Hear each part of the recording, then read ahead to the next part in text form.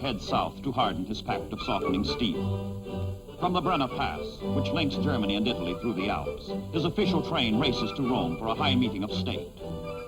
The Fuhrer controls all Europe, but after 4 years of war, his Axis partner, Italy, has sunk to the status of a satellite.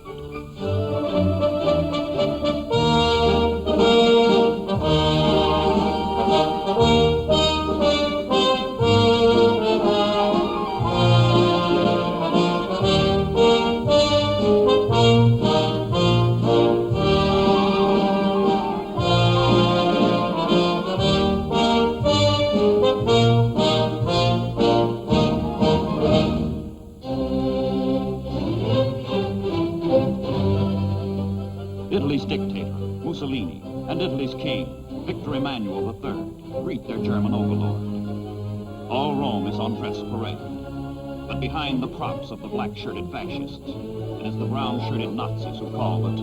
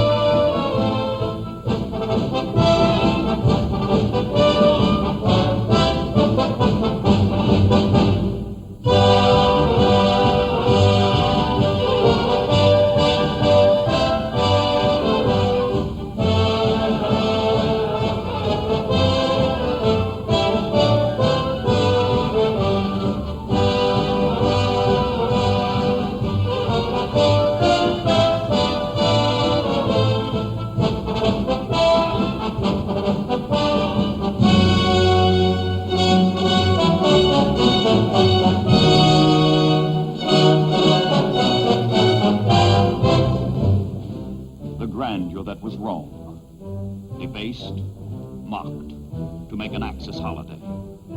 After 2 decades of dictatorship, Mussolini's regime still retains its outward flamboyance and flashes a gaudy front to the world. But the foundations of fascism are crumbling. Its days are numbered. This is the twilight of an era.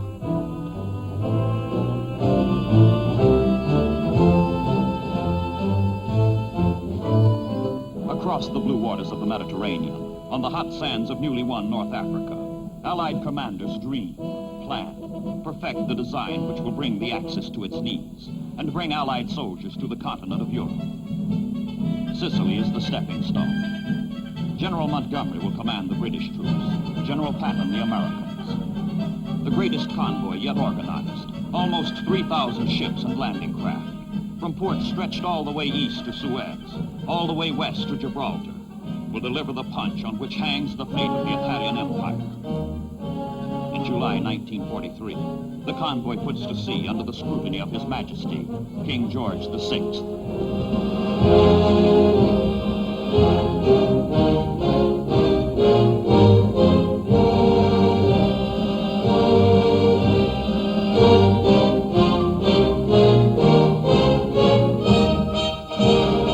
160,000 Allied soldiers move toward Sicily.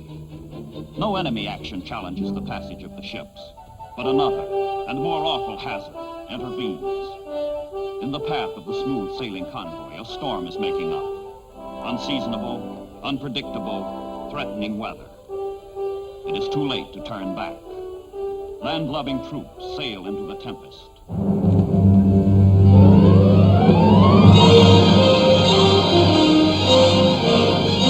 1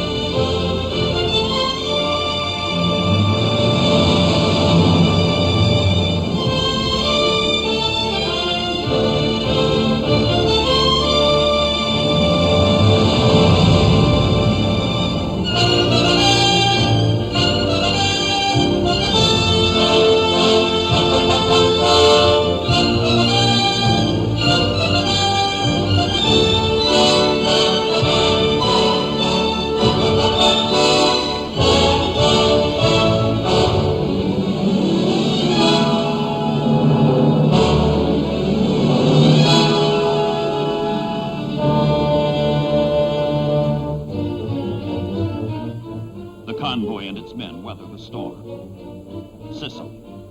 Ancient fortress, forgotten kingdom, rugged island separated by a mere 2 to 12 mile strip of water from the Italian mainland. But it takes 6 weeks of vigorous fighting before Sicily falls, and the last prisoners from the broken ranks of the Axis call it quits.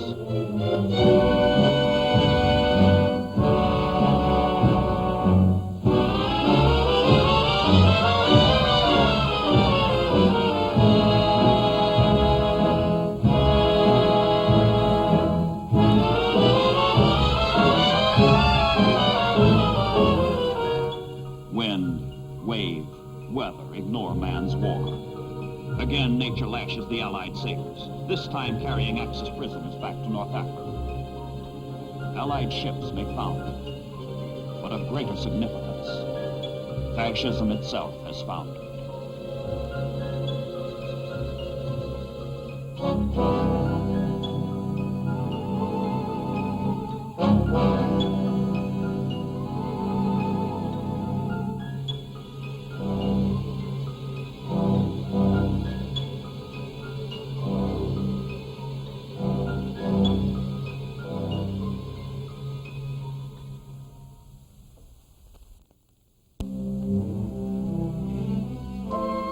From Genoa, from Spezia, the Italian fleet sails to its demise, sails to the island of Malta, to surrender. The long, cruel naval battle for the Mediterranean is over.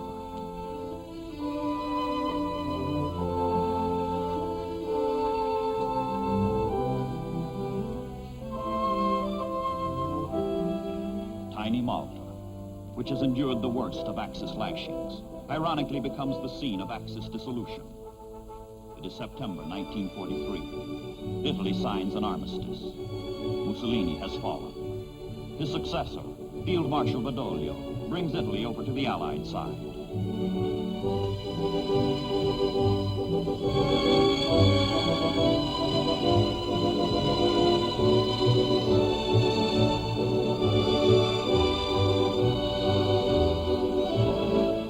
But if the Axis is broken, the dominant half remains intact.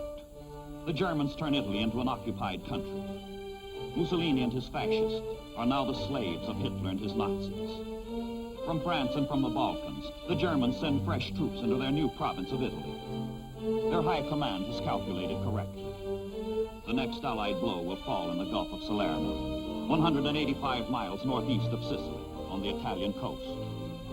The attack comes, and the Germans are waiting.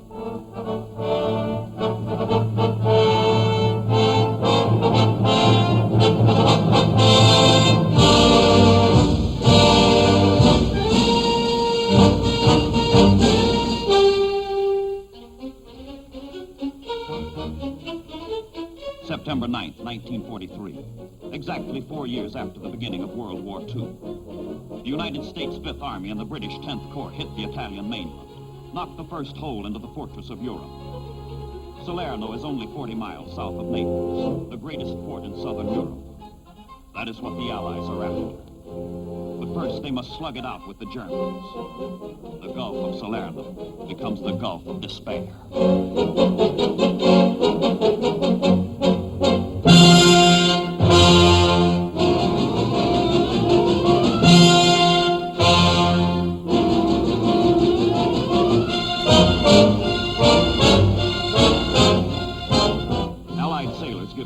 Continuous support to the soldiers. The invasion becomes a duel of cannon. Guns afloat against guns ashore.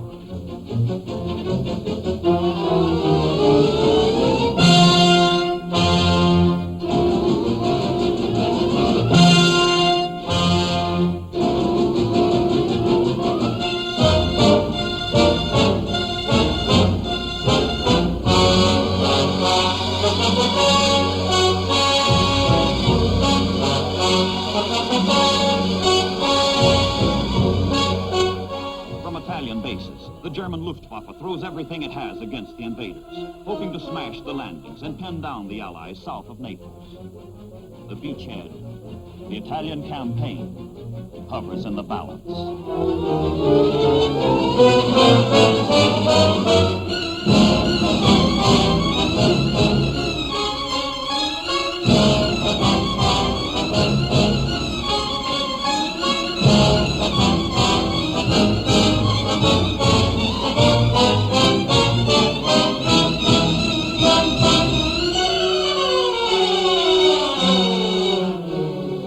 airways, German propaganda blankets the world with the news that the invaders are being thrown into the sea. But the flow of Allied men and supplies continues, in the face of a new, fearsome weapon used by the Germans for the first time, the remote-controlled glider bomb.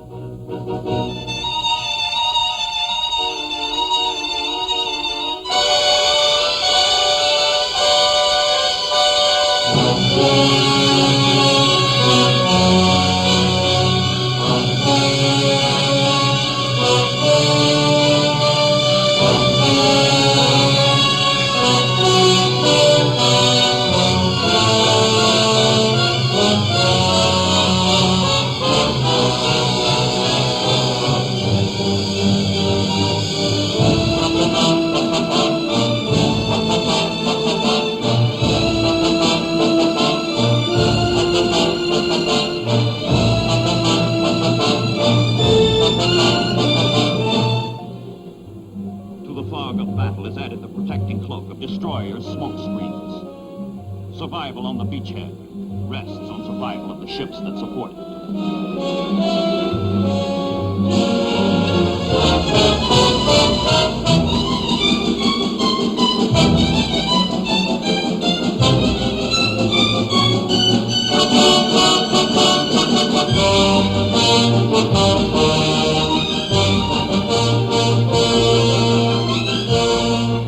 Sicily and at Salerno, the landing ship's tanks, the LSTs, are formally christened in action, in fire. They are destined to become an integral part of all future amphibious operations.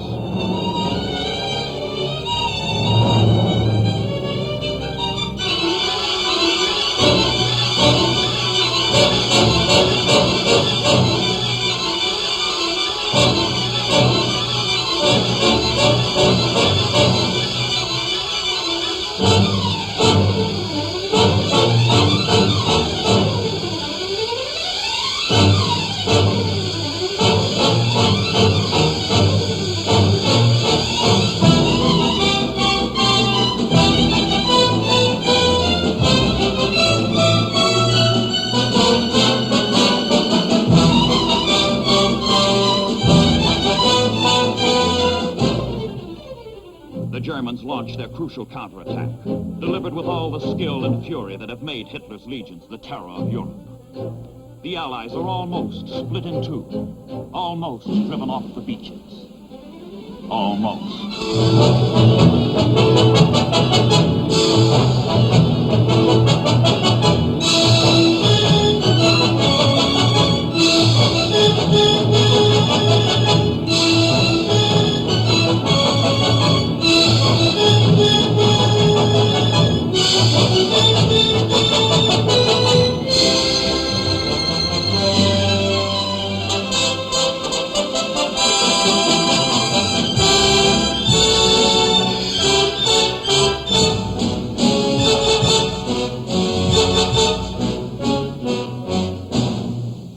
October the 1st, 1943. Naples. The Germans have failed. The Germans fall back to the north. The Allies have their port. A city reeling from air raids, ravaged by typhus, ricketed from hunger. But for the Neapolitans, defeat means peace. For the troops, Naples is only a way station on the weary march to Rome.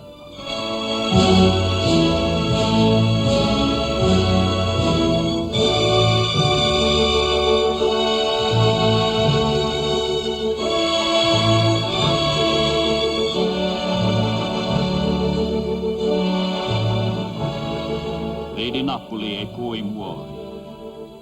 See Naples and die. It is an old saying, but war has given it a new and bitter meaning. Thousands have died for the harbor of Naples, and the Germans have systematically, ruthlessly, thoroughly ruined it, sinking every ship, blocking every channel. But such as it is, the Allies have it.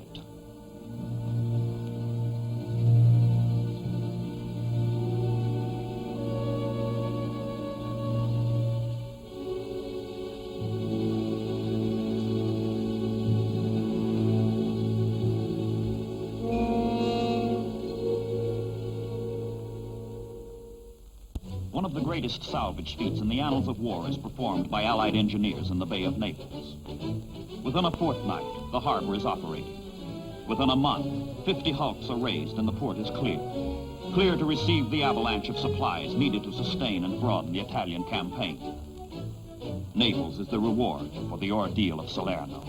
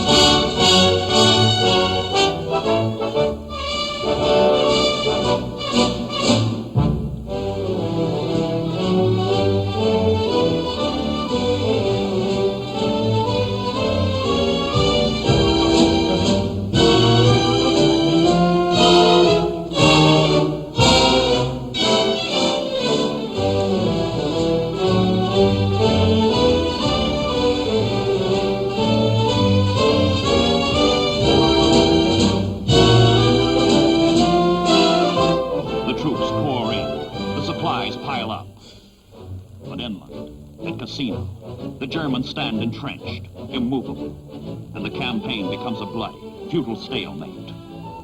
Checked on land, the Allies counter with a sweeping flank attack by sea. From Naples and Salerno, a convoy sails 120 miles up the coast to Anzio, only 30 miles south of Rome itself.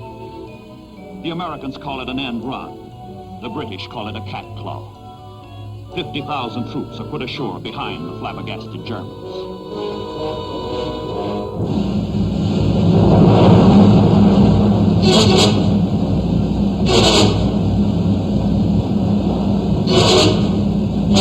January 22nd, 1944.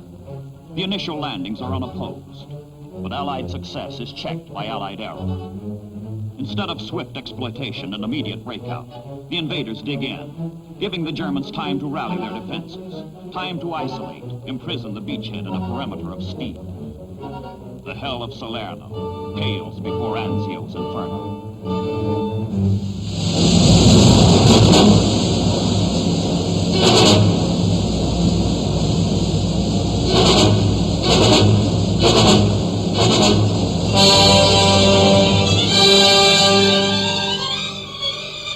From captured bases at Foggia, Allied airmen fly to the rescue of their frantic comrades at sea and on land. Sailors and soldiers whose blood holds Anzio.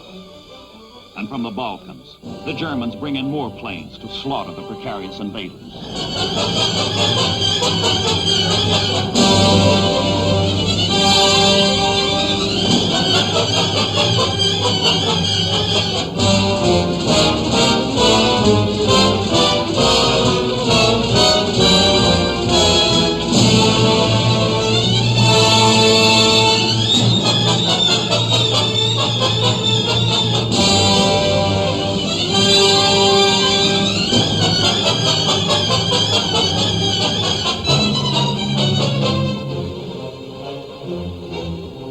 Anzio, intended as a swift, decisive stroke to open the road to Rome. Anzio, in reality, 123 days of incessant carnage. A long-drawn nightmare.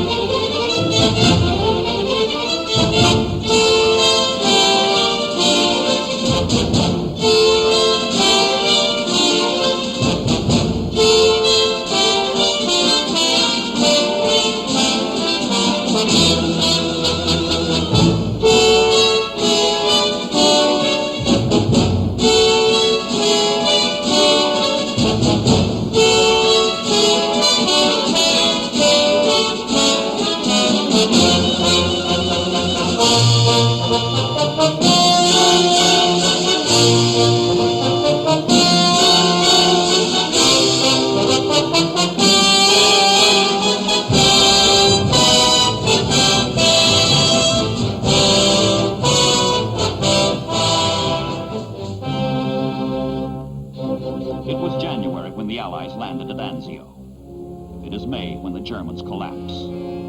3 crack Nazi divisions have been destroyed. 30,000 young men are lost to Hitler.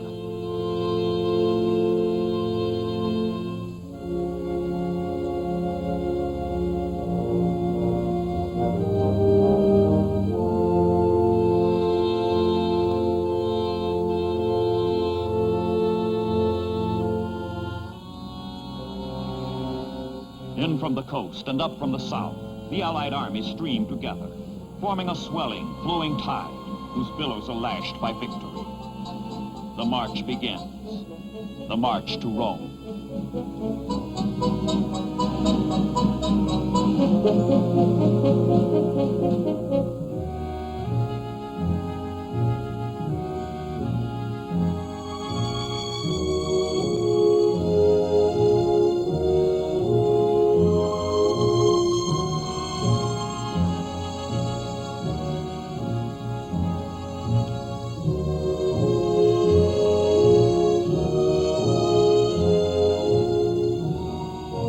Destruction is the benediction of fascism, of dictatorship.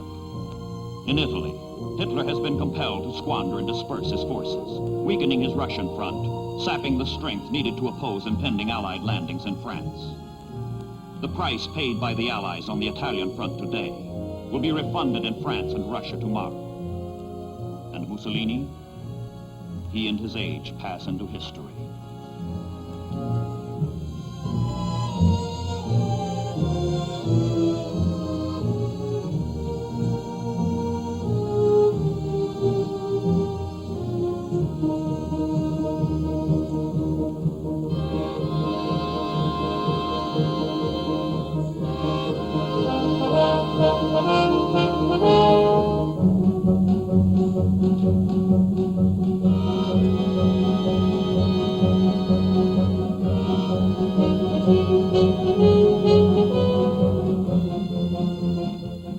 Northward flee the Germans, northward to turn and fight again.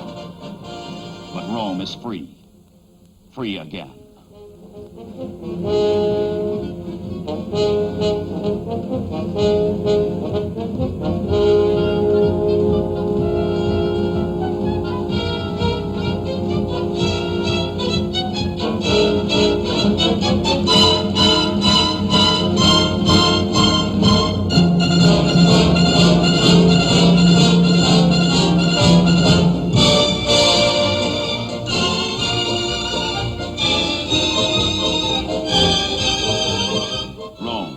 The city of all time and of all the world. And all the world, it seems, comes marching into Rome on this 4th day of June in the year 1944. The Americans come and the British come. So do the Canadians and Greeks, the Indians and Irish, the South Africans and French, the Moroccans, the Poles, Brazilians, Dutch, and the Italians too. An army speaking 40 different languages, all with the same meaning. Roman Renaissance. The rebirth of a city, the rebirth of a nation, the rebirth of freedom for the humble, the oppressed.